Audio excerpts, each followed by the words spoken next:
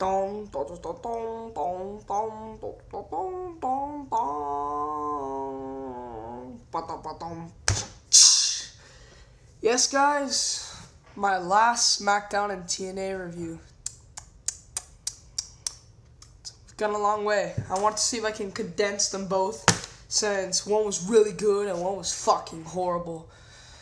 Honestly, TNA, the past 2 weeks, they put on 2 really good shows. Well, not really good. They were good shows these past 2 weeks. I thought, you know what, maybe TNA might actually be improving. This week just killed all hope in me. Just killed every hope.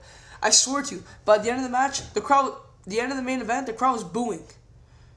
And the crowd loves the machine guns. They were booing. They were going, boo. Sting and McFoley are fighting, boo. Finally, I see some crowd rejection of this fucking show. I just remember, though, I still do ROH reviews. Will I do them every week now? I'm not so sure. I might still do them because, look, the other ones was a problem with because it was very, I almost never watch, besides Raw, I never watch ECW, SmackDown, or TNA on that day, and it takes me forever to do it. I'm worrying about it. But on ROH, since I usually go out on Saturdays, I don't usually watch it till it's like 2 or 12 or 1 in the morning. And by the time it's that late, you know, the computer's right there. Just go make the review. So that's why ROH, I'm going to make an ROH video. Now, a lot of people have been asking me what happened with your ROH DVDs. I will talk about it in my ROH video, which actually won't be immediate. If you're watching this video as soon as it has been uploaded, it won't be for a good 30 minutes to an hour before I make my ROH video. Actually, hell no. Try an hour and a half, maybe even 2 hours. I got to do something for like 45 minutes and then have to watch ROH, which I haven't seen yet.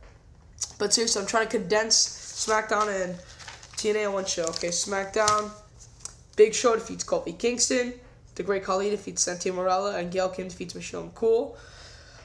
John Cena and Edge got an amazing promo. Just a really good. Check it out. I can't describe it anymore. It's like, you know, Cena says, you don't hate me because of what I represent, what I do. You hate me because you hit me. And I keep getting back up.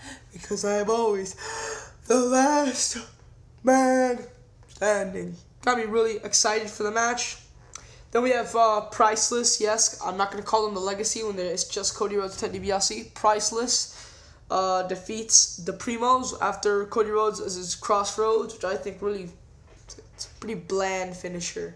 Just take the guy by the head the way Christian does it and then turn him over. It's like, not too big a fan of it. And the irony is, that used to be Carlito's finisher. That used to be Carlito's finisher.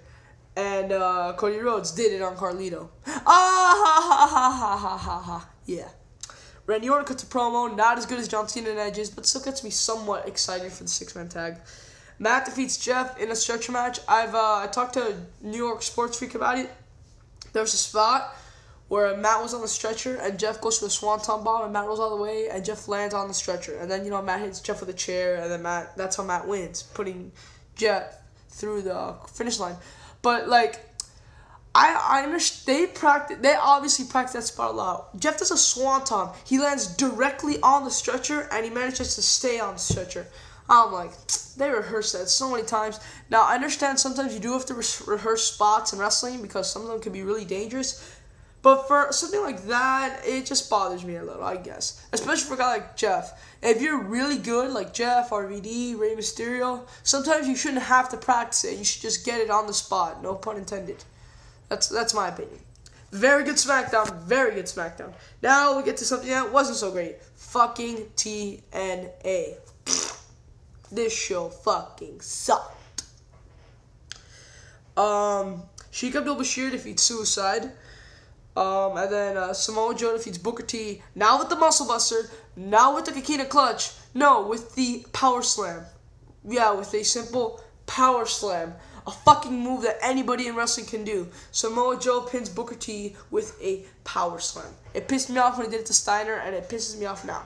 And that's how they get, now the series is 1-1 for the elimination, for the lockout. This Cody Deaner thing, what the fuck? You don't have Cody Deaner be a pussy and ODB, like, be the man. No, that's not the way you go with this storyline. Especially if Cody Deaner's gonna be a wrestler, which someone told me that he's an independent wrestler, and TNA might bring him in. Well, if they do that, then you fucking can't have a persona like this. Crap. James Storm fights Scott Steiner. What the hell? How does James Storm fight Scott Steiner? What the fuck are you doing, TNA?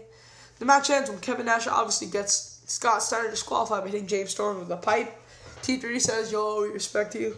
Also, what the fuck is with Don West? Half the day, he's normal Don West. The other half, he's bitchy Don West. Which really doesn't make any sense. Mike today really should be the heel in this storyline. They completely fucked it up. Mike today should be the heel in this storyline.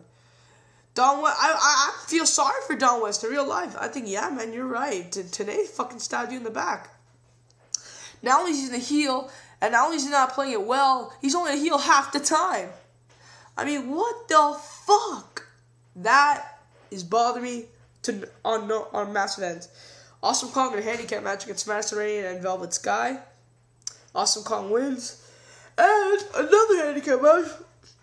Mick Foley versus the Motor City Machine Guns in a handicap match for the IWGP Junior Heavyweight Tag Team titles. Yes. Take a moment. Hold on. A moment of silence. Let me say it again.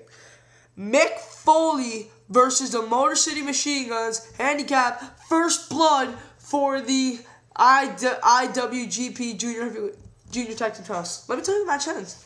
Mick Foley puts on the Mr. Socko into Alex Shelley, and there's spots of blood in the sock, and the referee wants to call for the match. And Mick Foley goes to get the microphone and says, this is not enough damage. I want to cause more damage to Alex Shelley.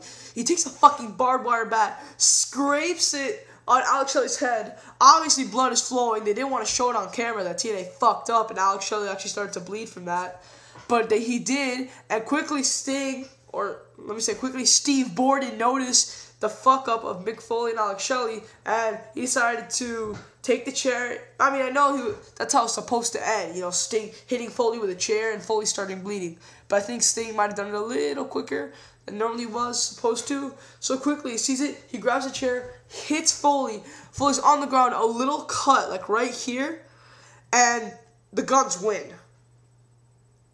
What? How about this? How about you don't have the tag titles on the line?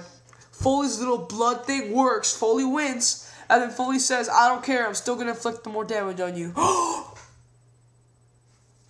What the fuck, TNA? What a fucking horrible, horrible, horrible Impact. And yes, Christopher Daniels is coming back next week. That's the only reason why I'm watching Impact next week.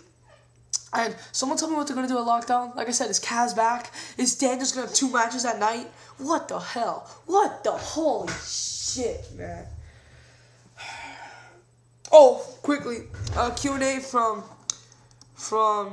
I messed up last time on the Q&A of Steve Nash 1386. Warrior said no, he'll turn on Triple H for the McMahon's at Mania. Kinda. I really didn't want it to be Stephanie though, because they spent so many years hiding the secret. I didn't want him to hide it again.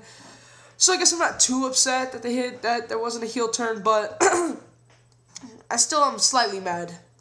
Kind of wanted to see something, because that main event just blew. What was the first match you saw Undertaker in? I've said this many times. If you're trying to get 4 questions of the week, don't worry, because this isn't the answer. The first match you saw Undertaker in was Undertaker, Edge, and Rikishi versus Kurt Angle, Eddie Guerrero, and Chris Benoit, the main event of Smackdown. No, that is not the answer. One more. Would you like to see a triple threat at Backlash between Triple H, Randy Orton, and Batista? Yeah, I agree with New York Sports Freak's idea. You have Batista. No, I mean, I personally would have loved to see them fight at Backlash, but New York Sports Freak believes, no, you have the 6-man tag, you have Batista pinned like Cody Rhodes or something, so that way he looks strong and Orton doesn't look weak, and then the 3 of them fight at Judgment Day. My problem with that is, Judgment Day is a little like, Usually the triple threats, the fatal 4-ways, history has told us that that's after WrestleMania. Since 2006, every triple threat and fatal 4-way for the title was immediately after WrestleMania. And it makes a lot more sense. This like one more pay-per-view, just type of Batista seems a little weak. I mean, it seems like, don't worry, we're going to push it back a month because we need to have Batista pin Cody Rhodes. You could just do that in a tag match. You don't really need a pay-per-view to do that. But, so, I want to see it at Backlash. Sports Freak said it will happen at Judgment Day, and I believe it will happen at Judgment Day. But that's just not the way I want to see it. No, his questions won't be in the description box because it's too late. I gotta go do something. I'm sorry, guys. Watch my ROH video and my magical story on my ROH DVDs. I'm Big Rat. 3, 10, out. Peace.